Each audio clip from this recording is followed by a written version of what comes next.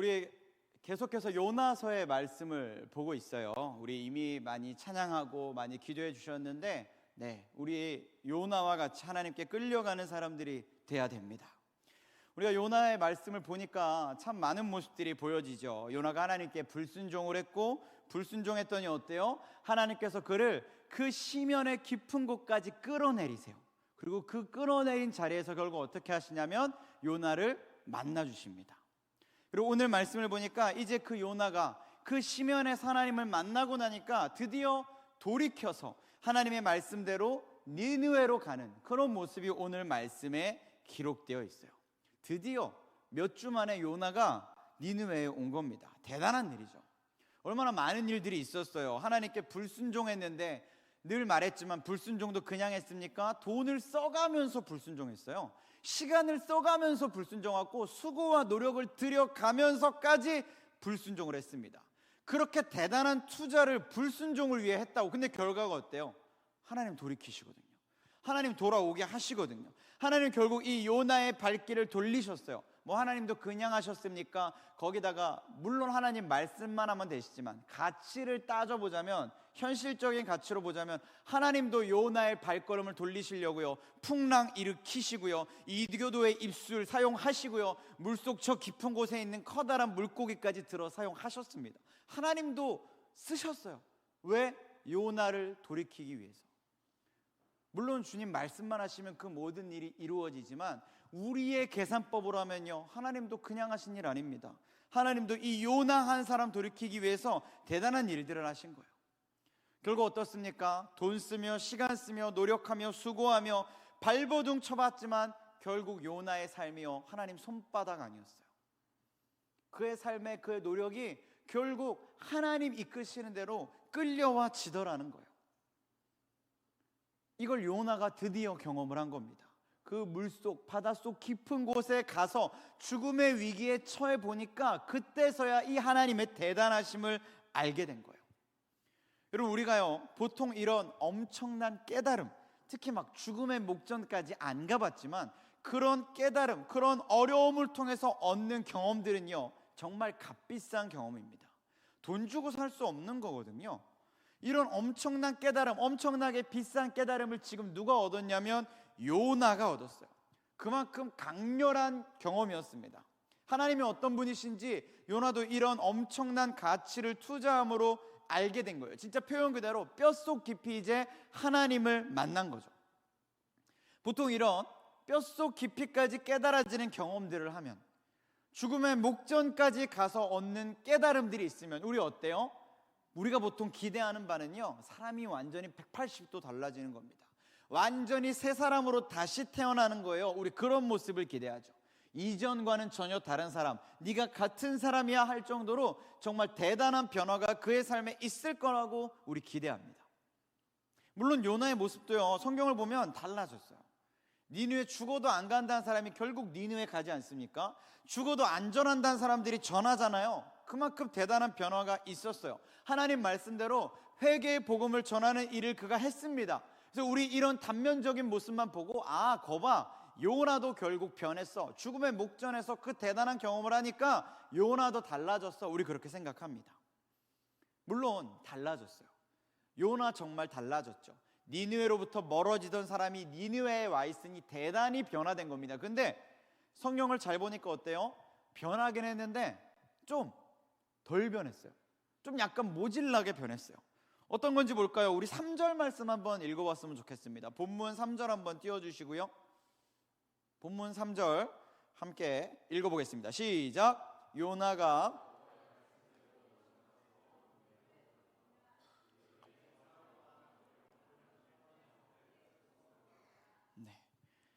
말씀을 보니까요, 요나가 이제 하나님께서 복음을 전하게 하신 그곳 니느웨로 갔습니다. 이 아수르라는 악독한 나라의 도시, 수도로 간 거예요. 근데 성경을 보니까 이 니느웨가 어쩌냐면요, 엄청나게 큰 도시래요. 3절에 기록하기를 사흘 동안 걸을 만큼 큰 성읍이더라 라고 기록합니다. 제가 뭐 잘 보는 프로그램이 아니지만 예전에 그 MBC에서 나는야 혼자 산다인가요? 하여튼 거기에 기안84라는 사람이 나왔어요.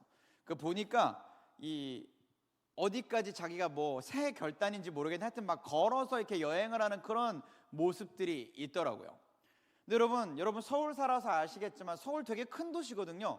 근데 서울도요, 안 해봐서 그렇지 맘먹고 걸으면 하루면 가는 길입니다. 남자분들 자꾸 군대 얘기해서 미안해요. 군대 가면요 40km 행군을 보통 해요. 이거 얼마 만에 할까요? 보통 12시간 안에 끝내죠. 그러니까 하루라는 시간의 절반만 쓰면요 40km 정도는 걷는다라는 거예요. 서울 끝에서 끝까지 하루 반나절 안 돼서 걸을 수 있는 거리라는 겁니다. 서울 대단히 큰 도시지만 하루면 걸을 수 있는 도시라는 거죠. 근데 니느웨는 얼마나 돼요? 사흘을 걸어야 된대요. 사흘을 걸어야 할 만큼 그 크기가 엄청나게 컸다라는 겁니다. 대단한 도시죠. 근데 우리 4절도 한번 볼까요? 본문 4절 말씀도 한번 읽어보겠습니다. 시작. 요나가 그 성읍에 들어가서 하루 동안 다니며 외쳐 이르되 40일이 지나면 니느웨가 무너지리라 하였더니, 자, 지금 앞에서 말하기는 니느웨는 3일을 걸어야 갈 수 있는 큰 도시라고 했는데 요나는 이 성읍을 며칠 걸었다고 이야기합니까? 하루 걸었답니다. 40일이 지나면 니느웨가 무너지리라 라는 말씀을 전하는데 며칠 동안 했냐면 하루 했다라는 거예요. 여러분, 사실 이거 되게 무서운 말씀이에요. 요나가 전한 말씀이 정말 무서운 심판의 말씀입니다. 여러분, 40일이 지나면 이 니느웨가 무너질 거예요 라는 거예요. 성경 구약에 보면 소돔과 고모라 이야기가 있죠. 그 대단한 도시가 하루아침에 멸망하지 않습니까? 하나님 그런 심판을 니느웨에 40일이 지나면 또다시 내리겠다라는 굉장히 두려운 말씀을 지금 요나를 통해 전하게 하시는데, 요나가 이 말씀을 얼마 동안 전했냐면 하루 전했다라는 거예요.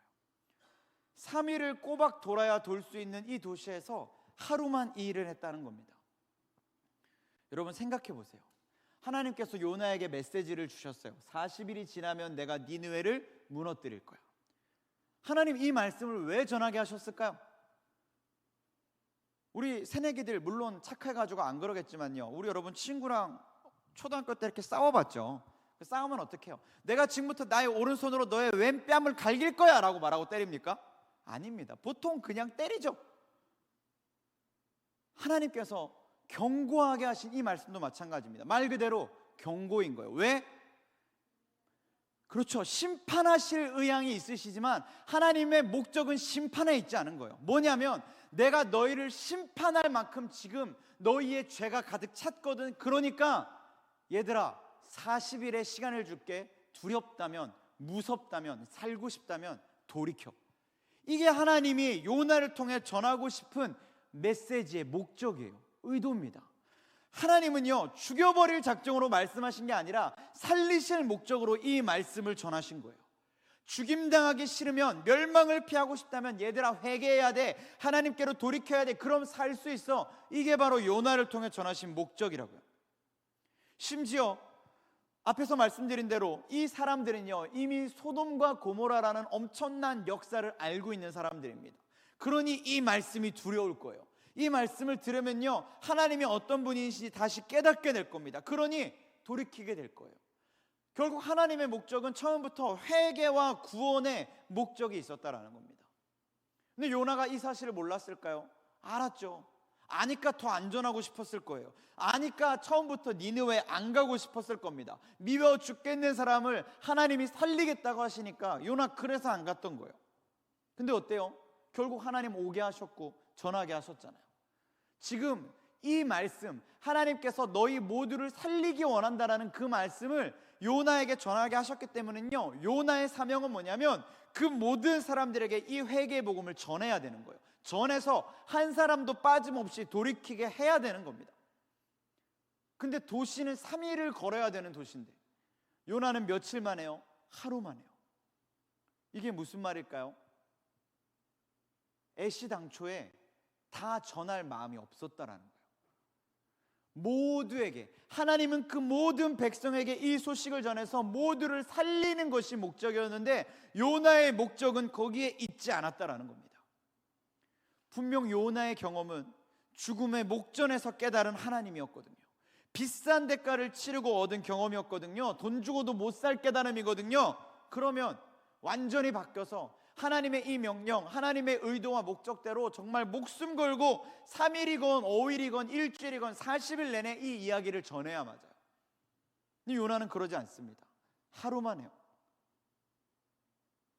분명 돌이켰는데, 분명 하나님을 만나고 경험했는데, 하나님께서 그를 살게 하심으로 삶의 자리로 돌아와서 하나님께 순종하기로 했는데, 그 순종이요 아직 하나님께 다 내어드리지 못했어요. 니느웨로 오긴 왔는데 여전히 하나님의 말씀이 달갑지 않은 겁니다. 시키는 대로 하긴 하는데 여전히 하나님의 뜻과 목적이 내 마음에 이해가 되지 않는 거예요. 못마땅한 겁니다.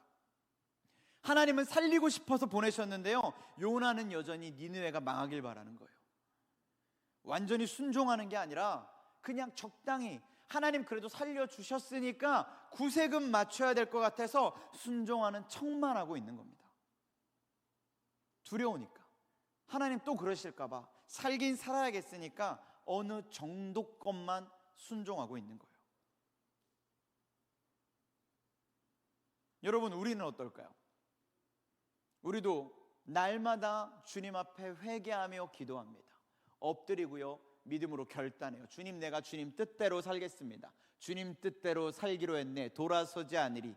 주님 말씀하시면 나아가리다. 뜻이 아니면 멈춰서리다.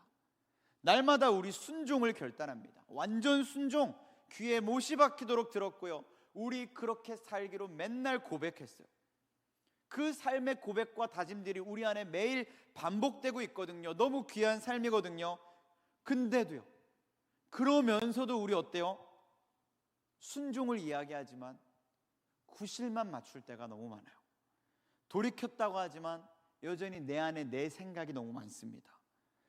나보다 하나님이 더 많아야 되는데 하나님보다 여전히 내가 더 많고요, 내 삶의 주인이 예수 그리스도라 고백하지만 여전히 나의 주인이 내가 돼 있고요, 예수 그리스도 만왕의 왕이라 선포하지만 여전히 내 인생의 왕은 나라고 생각하고 살고 있습니다.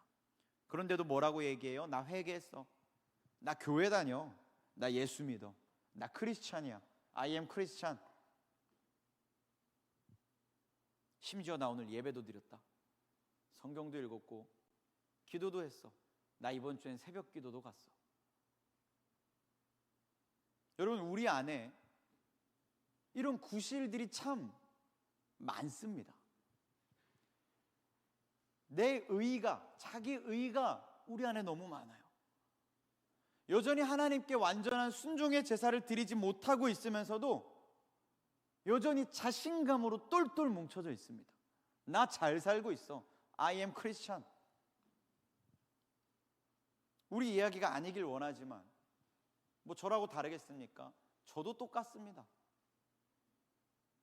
저 역시 생각나는 저의 연약한 삶의 부분들이 너무 많이 있었어요. 사실 이 중 누구도, 저를 포함한 우리 중 누구도요, 이 말씀 앞에 떳떳하지 못합니다. 그러나 여러분 아셔야 돼요.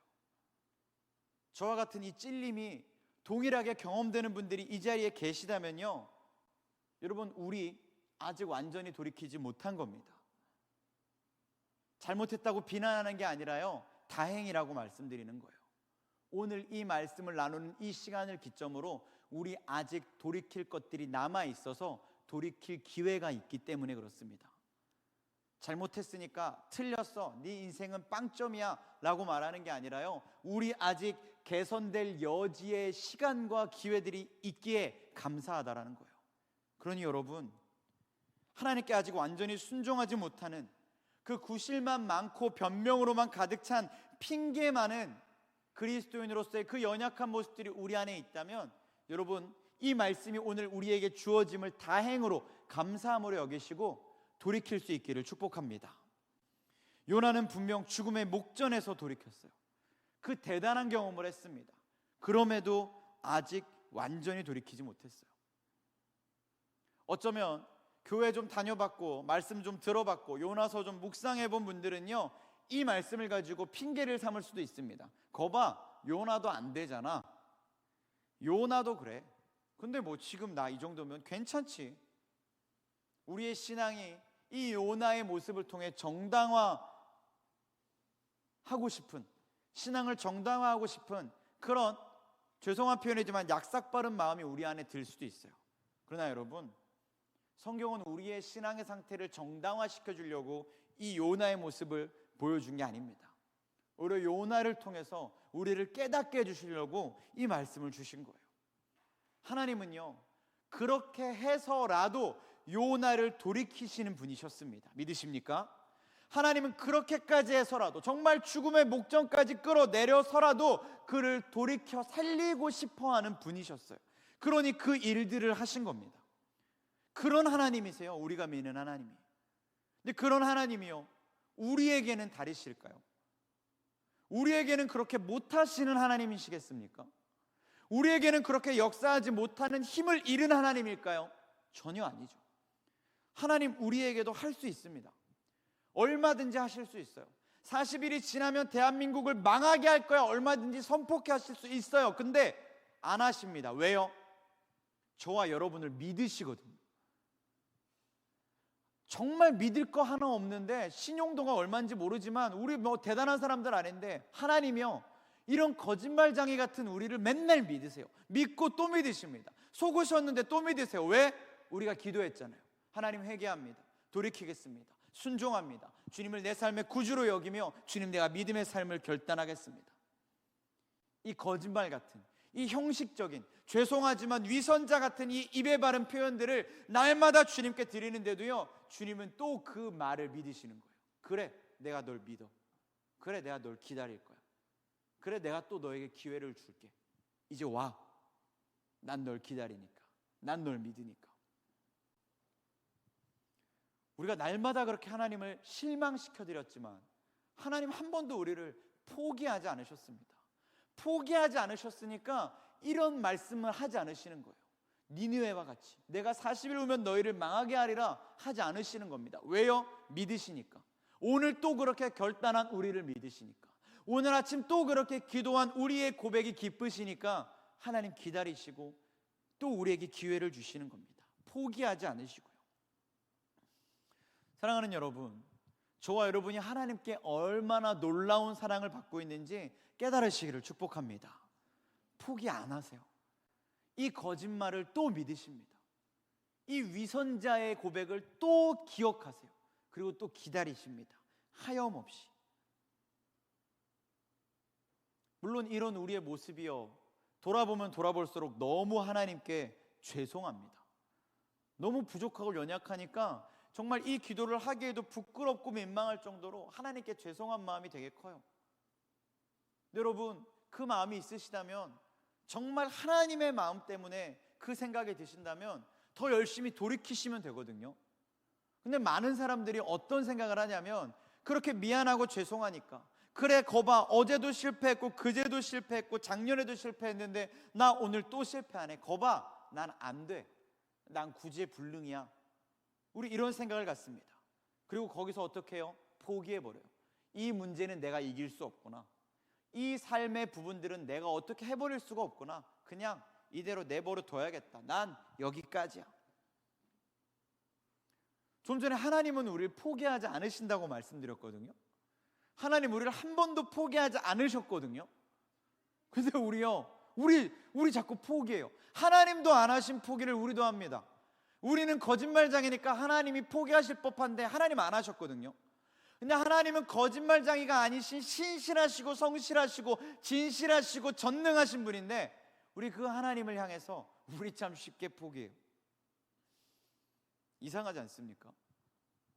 여러분, 꼭 그 죽음의 목전 앞에 가야지 돌이키실 건가요? 말씀드렸잖아요. 거기 안 가고 하는 게 잘하는 거예요. 그 어려움을 겪지 않고 고쳐먹을 수 있을 때 고쳐먹는 게 제일 잘하는 겁니다. 우리는 구제불능이 아니에요, 여러분. 어떻게 해도 안 되는 사람들이 아닙니다. 어떻게 해도 안 되는 죄의 문제는 없습니다. 믿으십니까? 어떻게 해도 해결 못하는 삶의 문제들은 없어요. 우리는 손볼 수 없는 부분이 전혀 없는 사람들입니다. 복구 불가능한 그런 구제불능의 고물이 아니라고요. 하나님 우리를 어떻게 지으셨는데요? 가장 퍼펙트하게 지으셨습니다. 믿으십니까? 그렇게 지으신 하나님의 걸작품들이요, 자꾸 자기의 가치를 싸구려로, 골동품으로, 고물로, 그래서 안 된다고 착각해요. 성경에 보면 베드로가 있죠. 베드로 어떤 사람입니까? 큰 소리 치잖아요. 분명 예수님이 알려주셨거든. 야, 장담하는데 너 닭이 울기 전에 나 3번 부인한다. 예수님 경고해 주셨어요. 상식적으로 그 정도 말했으면, 그 정도 나이 먹었으면 내가 그렇게 했구나라고 깨달아야 되는데 베드로 어떻게 합니까? 그대로 합니다. 부인은 닭이 울기 전에 3번 부인 다 해요. 그리고 아차 깨달아요. 그런 사람입니다, 베드로. 근데 그런 베드로 하나님 어떻게 하셨어요? 고치셨죠. 바꾸셨어요. 설교 한 번 하면 수천 명이 예수께 돌아오는 엄청난 능력의 사람으로 쓰셨습니다. 그게 베드로예요. 바울은 어떻습니까? 모든 사람들이 혐오 대상 1호로 여겼던 사람들입니다. 저런 인간은 예수님께로 돌아올 수 없어라고 비난했던 사람이에요. 근데 그 바울이 어떻게 쓰였어요? 이방인 전도자로, 신약 성경 가운데 가장 많은 페이지를 기록한 자로, 여전히 그 거룩한 말씀들로 우리에게 도전을 주는 귀한 하나님의 사람으로 하나님 그렇게 바꾸셨습니다. 능력의 사람으로 되게 하셨어요. 우리라고 다를까요? 바울이라서 베드로라서 됐습니까? 아닙니다. 하나님은 바울과 베드로를 보여주시면서 우리에게 말씀하고 계세요. 야, 너도 할 수 있어. 너도 할 수 있어. 너도 돼. 안 될 것 같아? 내가 너를 그렇게 지었는데. 우리라고 안 되는 게 아닙니다. 구제불능은 더 아닙니다. 안 되는 게 아니라 안 해봐서 안 되는 겁니다. 하나님은 베드로와 바울도 바꿔버리셨습니다. 그렇게 바꾸실 수 있으시기에 오늘 우리에게 도전하시는 겁니다. 너도 바뀔 수 있어. 내가 널 바꿀 거니까. 우리가 그 믿음으로 고백하고 결단함으로 하나님은 우리를 기다리고 계시고요. 그리고 벼르고 계세요. 너의 그 의지와 결단으로 나에게 그 삶을 의탁할 때 내가 너를 어떻게 고쳐내는지 너 한번 경험해봐. 그게 하나님의 마음이에요. 요나를 물고기 뱃속에 던지면서까지 고치고 싶어 하셨던 하나님이 오늘 저와 여러분을 그렇게 새롭게 하기를 원하고 계십니다. 사랑하는 여러분, 저와 여러분을 하나님께 의탁할 수 있기를 축복합니다. 나아질 기미가 없는 게 아니에요. 해도 안 되는 사람들이 아닙니다. 하나님이 포기하지 않으신다면 구제불능의 사람은 세상 어디에도 존재할 수 없습니다. 하나님은 하실 수 있으니까요. 여전히 죄에 무너지고 실패하고 죄의 습관들 때문에 좌절하는 그런 모습들이 있을 줄 압니다. 괜찮습니다. 아직 다 고쳐내지 못했을 뿐이지 불가능한 게 아니에요. 그러니 여러분 포기하지 마십시오.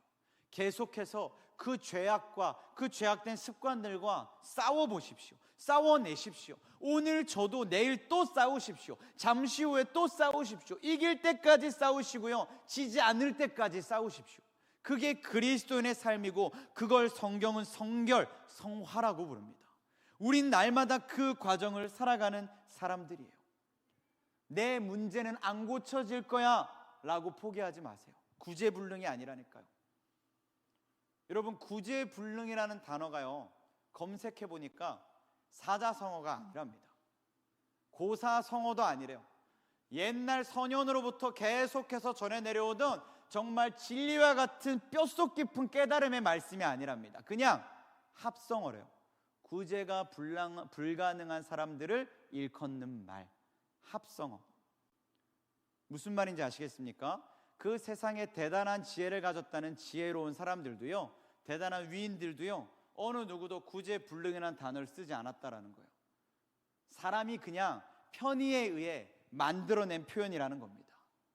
심지어 성경은 더욱더 그런 표현을 사용하고 있지 않죠.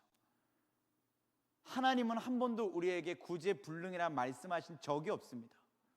근데 우린 늘 그 하나님의 존귀한 피조물을 구제불능이라고 여기고 있어요. 얼마나 잘못된 표현인지, 우리의 가치를 얼마나 우리가 폄하하고 있었는지 깨달으시길 바랍니다. 구제불능이라고 여기며 오늘에 멈춘다는 건요, 자만과 같습니다. 지금의 나에 그래도 만족할 만하다라는 거예요. 지금의 내 상태 그래도 봐줄 만하다고 느낀다라는 겁니다. 그래서 사실은 이런저런 겸손의 미덕을 핑계로 여러 가지 변명을 만들었을 뿐 사실은 나아갈 이유를 찾지 못하고 있는 거예요. 오늘에 만족하니까 자만이고 교만이고 오만이죠. 부탁드립니다. 저와 여러분은 오늘에 안주하지 말고 앞으로 더 하나님을 향해 나아가야 할, 믿음으로 선한 싸움을 싸워내야 할 그리스도인임을 기억하시고 그 믿음의 경지를 다시 오늘 일어나 시작하기를 결단하는 저와 여러분 되기를 축복합니다. 해도 안 되는 구제불능이 아니라 가면 된다라고 믿고, 가면 주님이 하신다라는 확신을 가지고 이 길을 걸어가십시오. 걸어보지 않고 안 될 거라고 자만하지 마십시오. 그 길은 하나님이 아십니다. 누구보다 잘 아십니다. 베드로도 고쳐봤고 바울도 고쳐봤고 요나도 고쳐보신 하나님이시기 때문에 이미 하나님은 경험이 너무 많으세요. 못 고칠 자 그 어디에도 없는 분이십니다. 그러니 저 여러분의 삶을 그분의 길에 맡겨드리심으로 오늘 또 믿음으로 결단하여 죄와 습관과 싸워냄으로 구제불능이 아니라 하면 되게 하시는 하나님의 은혜를 날마다 경험하며 나아가는 저와 여러분 다 될 수 있기를 이 시간 주님의 이름으로 간절히 축원합니다. 아멘.